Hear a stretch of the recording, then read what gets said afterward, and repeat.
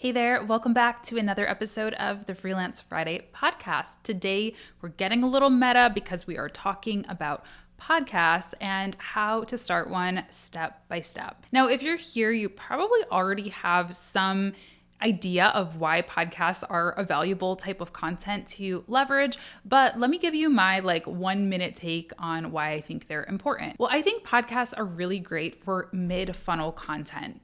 Awareness level content might be kind of that flashier, SEO rich content like a YouTube video or even a TikTok. But podcasts are great because you really sort of get to hang out and spend time with your ideal customer or listener and move them down the funnel towards the point of making a purchase. So if you're somebody who has a lot of followers or just it doesn't even have to be a lot, just has some following or has some other type of awareness content, but they're not really ready to purchase, a podcast can be a great way to kind of act as a bridge and move them along in their journey. So the first thing you're going to need to do if you'd like to start a podcast is decide on a topic and a name for your show. You probably already have some kind of an idea about the topic you'd like to talk about, especially if you do have other content out there. But the key here is to make sure that it is relevant and interesting for your ideal buyer. You also want to make sure that it's within your area of expertise. I can talk about freelancing all day because I've been doing it for many years. I also know a lot of other freelancers, so I can always bring them onto the show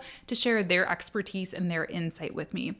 But I don't necessarily know everything about SEO or, analytics or things like that. So choose accordingly. And then for your name, here's the thing. I'm going to be honest. The Freelance Friday podcast, if I was starting it all over again, I probably would not be calling it the Freelance Friday podcast. I think it's a cute name. I love some alliteration, but I don't think it's a smart idea to tie yourself in or lock yourself in to posting on a certain day if you can at all help it. So I know that I probably could post the Freelance Friday podcast on a Wednesday or a Monday if I wanted to, but it just feels a little weird. And, my audience has kind of learned over the years that this podcast comes out every single Friday. So I feel kind of locked into that. So just something to keep in mind. Once you decide on your podcast name, my advice is to try to buy the domain name if it is available. So you can use a tool like GoDaddy or whichever domain name provider that you choose to go with and try to get the domain name. Even if you don't build a full-fledged website for it, you can always redirect that domain over to your podcast player, wherever you choose to host it. So I own freelancefridaypodcast.com. If you go there, it should direct you to the podcast page on my website or my Anchor page or somewhere. Similarly, you can also grab social handles if you choose to. I have the Instagram account, Freelance Friday Podcast. For a while, we were leveraging it as an actual Instagram account, but we decided let's just redirect people. So now it's just kind of a placeholder. So if people do look us up, they can still find us. They can still get the link to the show and see where I am active at the Latasha James and at Online Business Launch Lab, but I don't have to post a new Instagram post every single episode. Next, you want to make sure that you're clear on your objective. Like I said, I think that podcasts work really well for mid-funnel content, so kind of warming up your audience and helping you generate new leads. But it can also be used as an awareness play. So if you are just brand new and you want more people to know who you are, of course, some people will find you through search. And you can also do it by inviting guests on your show who have larger audiences than you that will hopefully send some of their traffic over to your show. The reason that it's important to know what your objective is before you go in to start creating content is because it's really going to drive the direction of your show. It's going to help you decide, do you want to establish yourself as a thought leader and do a solo show where you're just sharing tips and tricks and, showcasing your expertise? Or, like I mentioned, is this an awareness thing where you're going to try to get the biggest, hottest people in your industry to help drive traffic back to your show? It's also going to help in terms of planning. So for example, if my main goal for the Freelance Friday podcast was to generate new leads and to book sales calls, I wanted to get one-on-one coaching clients, let's say, then I would make sure that I had a good lead magnet system in place. Maybe I'm offering a new PDF or worksheet or exclusive video or something like that for every episode. So I need to make sure that I'm adding that into my workflow for when I'm planning out my episodes, so I'm not scrambling last minute to create those kinds of things. Next up, I want you to outline your episodes, and hear me out. I want you to outline at least 5 of them.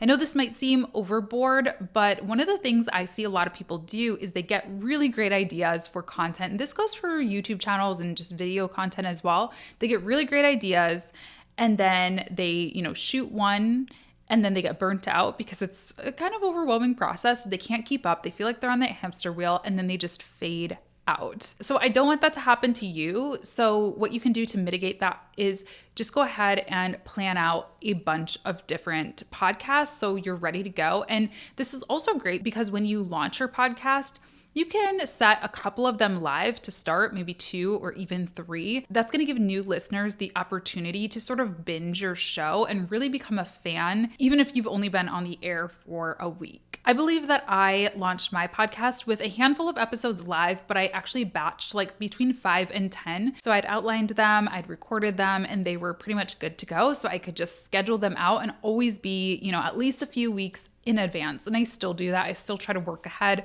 so I'm not scrambling last minute. Now, once you know that you have at least 5 or 10 episodes in you and you can speak about your topic for at least that amount of time, I think that's a good time to start thinking about your branding. You're going to need a podcast cover. That's pretty much the biggest piece of design that you're going to need to work on, but you might also want to have a logo or maybe some social media templates that you can share with guests or that you can use for yourself.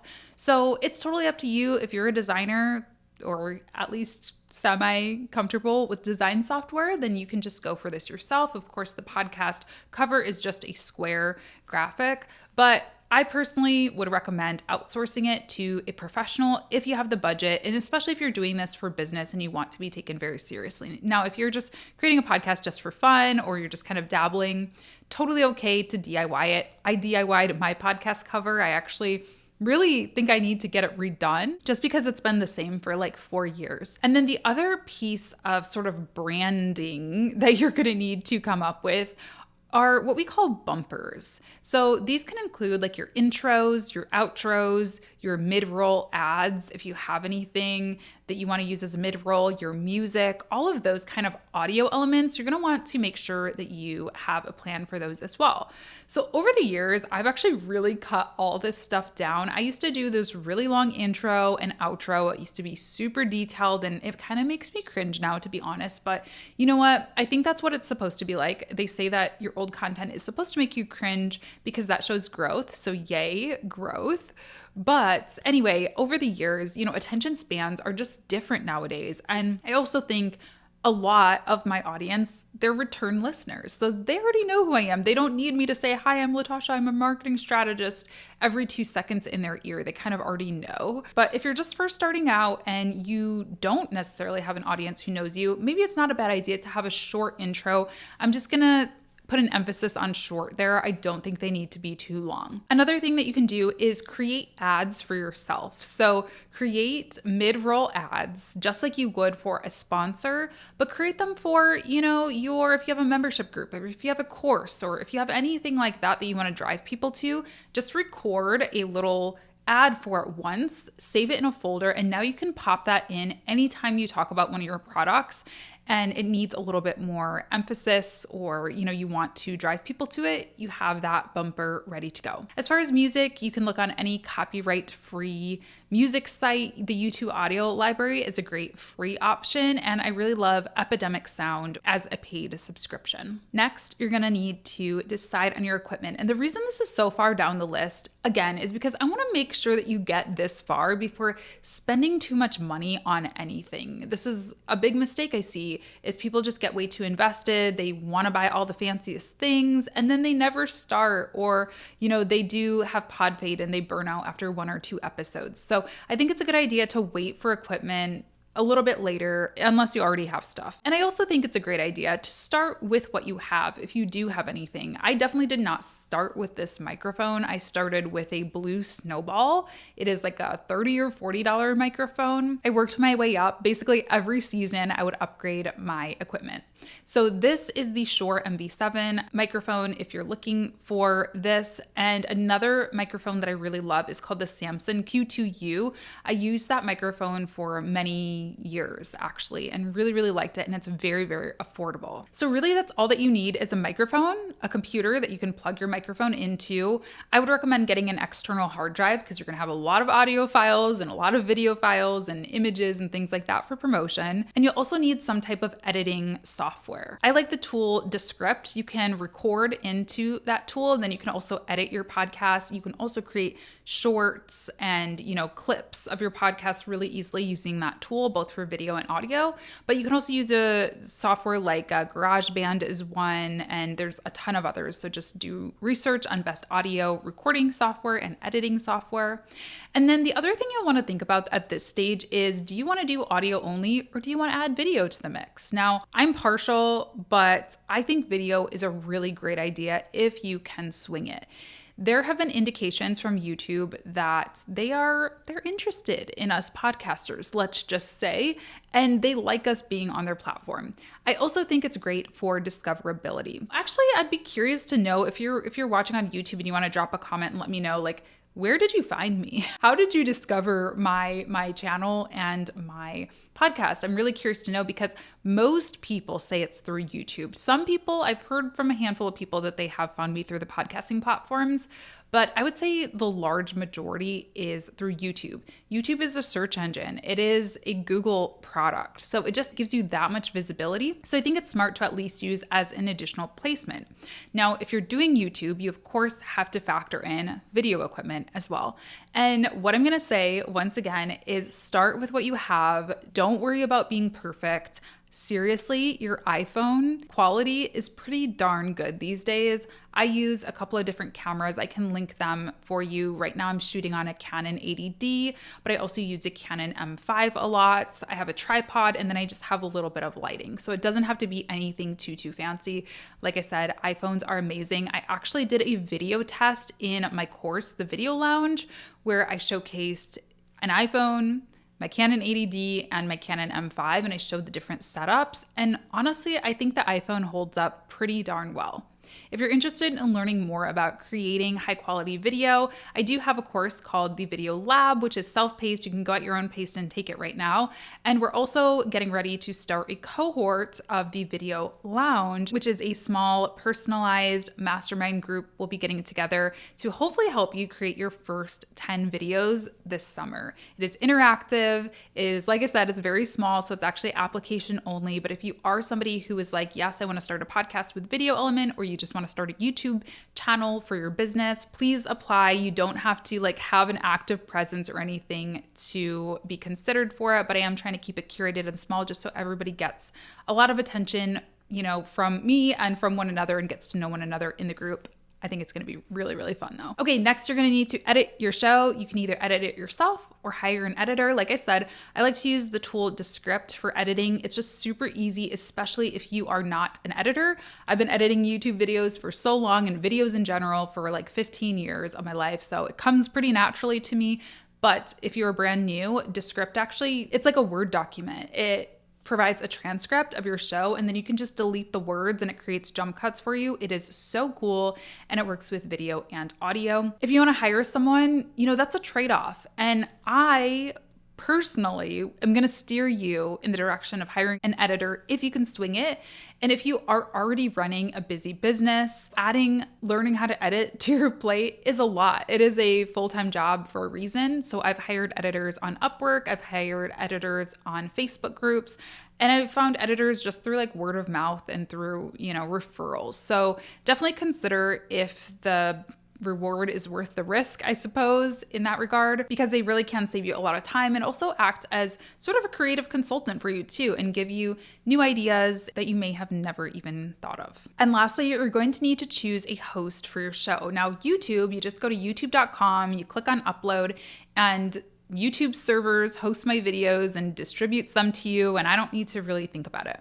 Podcasts are not really the same in that there are a lot of different platforms. It's not just like uploading to YouTube, you're also uploading to Apple Podcasts and Spotify and, all these different distribution channels. So really the best solution that you're going to find to avoid having to do those things manually is choosing a podcast host. There's a few out there. There's like Libsyn, there's Anchor, there's I think Podbean is one. I personally use Anchor. It is free to use, which is nice. And it's just like really user friendly and easy. They also have monetization tools in there. I haven't used those at all. All of my podcast sponsors have just been negotiated by, myself or my partnerships manager, but they do have that capability if you are looking to actually monetize your show. Once you get set up with your podcast host, you'll find it's pretty like plug and play. They'll really walk you through what you need to do to get that thing set up. You want to do this in advance though. So don't say, hey, I'm going to launch my podcast on Friday if you haven't even started the host process, because you do have to go through approval process for some of the podcast distribution channels. So make sure that you set your podcast up well in advance of your actual launch date so you don't get disappointed. And then from there, it's just all about driving traffic to your show, marketing it, promoting it, which let me know if you would like a part 2 where we can talk a little bit more in depth about that. But that's pretty much it. If you are looking to have guests on your show, there are a couple of additional steps that you're going to want to take, which I can run through really quickly here. You'll want to choose a tool that enables you to actually record an interview. So StreamYard can do this, Zoom can do this. There are a ton of other ones out there too, but those are really the two that I use. Again, start with what you have. So take an audit of your existing tools and see if anything can work. If you do use Zoom, my big recommendation is to go into the settings and make sure that you select different audio tracks for different speakers. This is going to make the editing process a lot easier, so you're not hearing like people coughing while you're talking and, zipping up their dress and playing with their hair. You can edit all of those imperfections out while the other person's speaking. I also have changed my mind about pre-meetings and sending questions. I used to be very against that. I used to be like, no, I want the conversation to be very natural and organic. But now I see the value in them. I see the value because I've done a lot more podcasts. I've been a guest on a lot more podcasts, and it makes me feel more comfortable. And it also it's more interesting to listen to a conversation where people have some chemistry or some bit of connection, and it's not just like a deer in headlights. So I like to get to know my guests a little bit. You don't have to be best friends with them, but even if it's just a quick 15-minute Zoom call or hopping onto the Zoom call 15 minutes before your interview to kind of warm them up and get to know them, talk about the weather, talk about, I don't know, where they live in the world and things like that. It can really help. And then I also like to send over just kind of an outline of the episode. I don't send every single question that I'm going to ask because, again, I think that does take away from some of the organic feel of the show. But I do send bullet points of, hey, I'm going to ask you about X, Y, and Z, just so they can come prepared. They can make sure that they have resources prepared and do research if they need to, and so on. So that is it. That is how you start a podcast in a nutshell, at least. If you have any questions, leave them in the comments on YouTube. And don't forget that you can join my channel for exclusive, in-depth, personalized Q&As every single month, as well as a bonus podcast. And you can also subscribe to my channel, which is completely free. This just enables you to see whenever I upload new videos. You can do the same thing on most of the podcasting platforms, and I'll leave all the links and resources that I mentioned down in the show notes for you to check out. I hope you enjoyed this episode, and I thank you as always for spending time with me this Friday. I hope you have a beautiful rest of your day. I'll see you next time. Bye.